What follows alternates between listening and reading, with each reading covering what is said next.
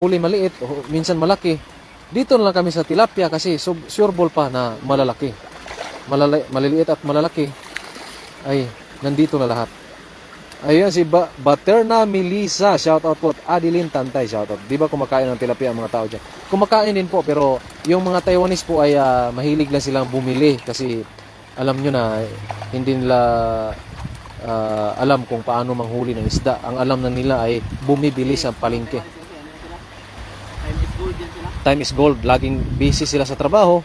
At yung iba naman ay namimingwit. Tapos hindi sila marunong gamit ng dala or lambat. Ayan.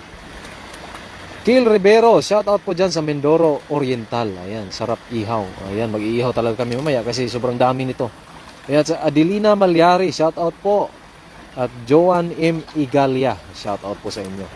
Ayan, medyo kanina ay natataranta lang po kami kasi sobrang daming isda at talagang gusto naming hulihin lahat. Kasi mahirap na po pag sila ay makatakas at wala na kaming mahuli.